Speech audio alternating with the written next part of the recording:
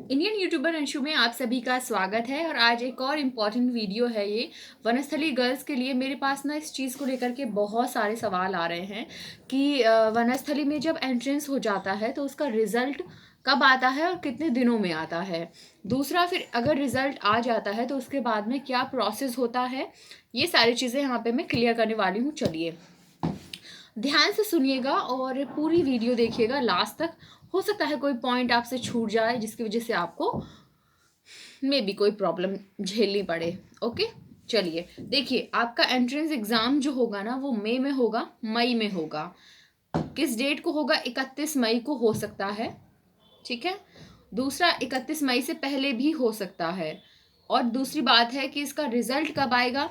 इसका रिजल्ट आता है सही एग्जाम के 2 हफ्ते में, मतलब 2 हफ्ते के अंडर अंडर आ जाता है। विद इन 2 वीक्स में रिजल्ट आ जाता है।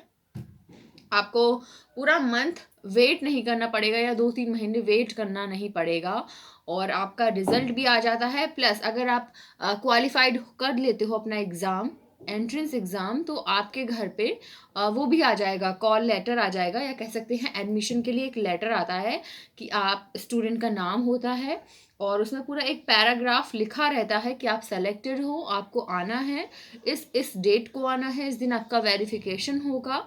ये सारी चीज़ें उसमें लिखी रहती हैं। अब आपको करना क्या है? आपको करना कुछ भी नहीं है।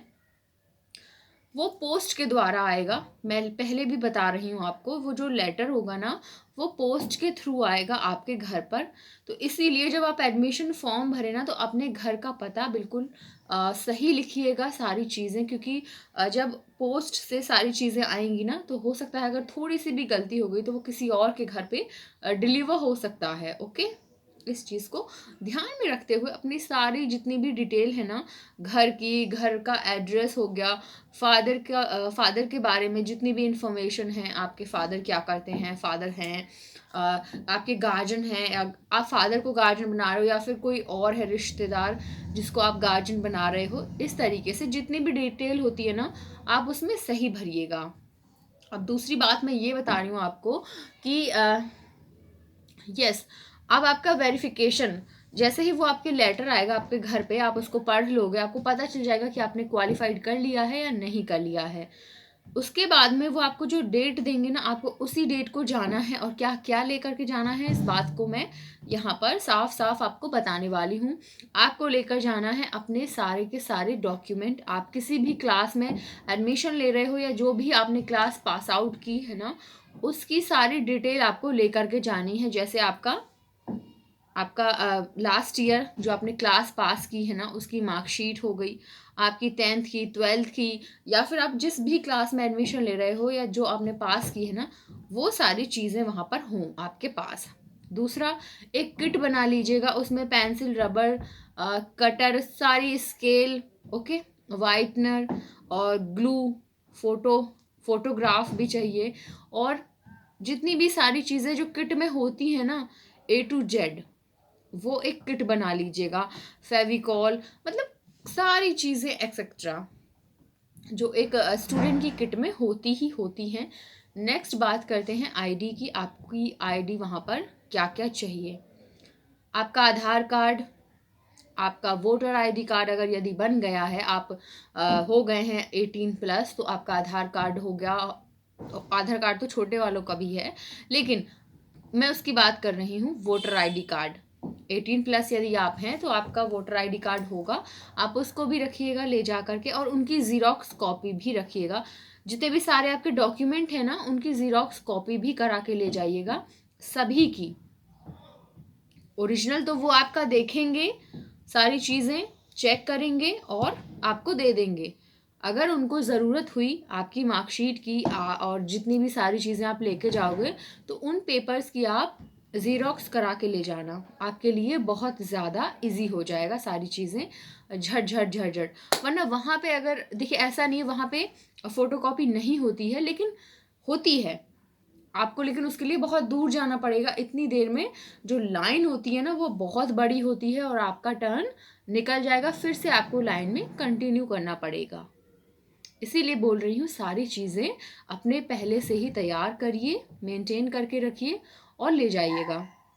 यहाँ पर बात आती है दूसरी कि आपको मैंने यहाँ पे डॉक्यूमेंट्स बता दी ना, आपकी सारी मार्कशीट ओरिजिनल वाली और उनकी सभी की ज़ीरॉक्स कॉपी, आईडी में आपका यदि पैन कार्ड है या फिर हो गया आपका वोटर आईडी कार्ड हो गया, आधार कार्ड हो गया, ये सारी चीज़ें, फादर का आईडी कार्ड भी आपके पास होना चाहिए, उसकी एक ज़ीरॉक्स कॉपी ज़रूर रखिएगा, फादर के आधार कार्ड की।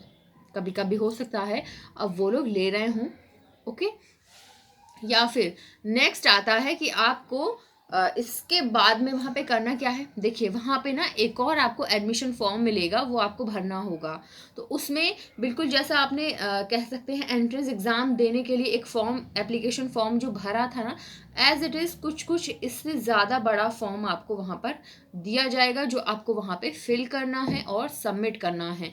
तो उसमें फ़ोटोज़ भी लगेंगे, आपको सारी डिटेल भी भरनी है, हॉस्टल वाला फॉर्म भी आपको दिया जाएगा। तो बहुत बड़ा फॉर्म हो जाएगा, आपको वो भरना है और कोई भी चीज़ आपको एक दूसरे से वहाँ पर किसी से मांगनी ना पड़े ना, इसीलिए आपके पास सारी चीज़ें होनी चाहिए। अब करना क्या है, वो वहाँ पर आप जाएंगे, आपकी दरवाजे पर, कह सकते हैं वनस्थली के सबसे बड़े दरवाजे पर वहाँ पे एंट्री हो जाएगी। आप उसके बाद में आपकी गाड़ी अंदर चली जाएगी। देन क्या करना है, आपको वहाँ भेजा जाएगा जहाँ पर जिस डिपार्टमेंट में एडमिशन सबके हो रहे होंगे, या जहाँ पर सारे के सारे कह सकते हैं जितने भी वर्कर हैं, जो एडमिशन की प्रोसेस होती है वहाँ पर, वो सभी लोग बैठे होंगे, वहाँ पर आपको भेज दिया जाएगा। अगर उसी दिन आप पहुँचते हैं या नेक्स्ट डे है, आप एक दिन पहले पहुँच जाइएगा तो आपके लिए बहुत ज़्यादा अच्छा हो जाएगा, क्योंकि एक दिन पहले अब वहाँ पे सारी चीज़ें समझ लोगे, कहाँ जाना है कहाँ नहीं जाना है, ये सारी चीज़ें, क्योंकि 2-3 दिन का प्रोसेस होता है। नेक्स्ट क्या करना है, आपको लेकर के जानी है फीस। जितनी ही आपकी, जैसे ही आपका क्वालिफाइड हो जाता है आपका एग्ज़ाम, तो जैसे लेटर आता है ना, तो लेटर के बाद में जैसे आप वेरिफिकेशन के लिए जाते हो ना, तो वहाँ पे एडमिशन फॉर्म भरोगे, फॉर्म भरने के बाद में आपकी फ़ीस भी सबमिट होगी। ऐसा नहीं होना चाहिए कि वहाँ पे आप वो है एडमिशन फॉर्म है उसको भर दें और फीस आपके पास ना हो। फीस भी साथ ही में सबमिट होती है, उसके बाद में वो आपको हॉस्टल अलॉट करते हैं। और कुछ पेरेंट्स अपने बच्चों को, आप सामान लेके जा सकते हो अपने हॉस्टल का, तभी आप रुक जाओगे, या फिर अगर आपका ये है कि आप सामान नहीं लाए हो तो आप अपने पेरेंट्स के साथ घर आ जाइए, उसके बाद में वो आप पूरा सामान लेकर के बाद में भी जा सकते हो 2-3 दिन बाद। ये आपको प्रॉपर तरीके से अगर समझ में आ गया हो तो मुझे कमेंट ज़रूर करिएगा। और हाँ, अपना सामान ज़्यादा से ज़्यादा करिएगा कोशिश कि आप यहीं से लेकर के जाएं। हॉस्टल की जितनी भी ज़रूरतें होती हैं, हॉस्टल एसेंशियल वाली वीडियो मैंने डाली है, आप सर्च करेंगे ना तो आपको मिल जाएगी। अगर आप उसमें बहुत सारी चीज़ें ऐसी हैं ना, तो आप अपनी लेकर के जाइए, क्योंकि वहाँ पे थोड़ी सी चीज़ें एक्सपेंसिव भी मिलती हैं, क्योंकि वही सर्किल हो जाता है आपका सारी चीज़ें लेने का। ओके, तो यदि आपको ये वीडियो अच्छी लगी तो प्लीज़ लाइक कमेंट शेयर ज़रूर करिएगा। Thank you so much.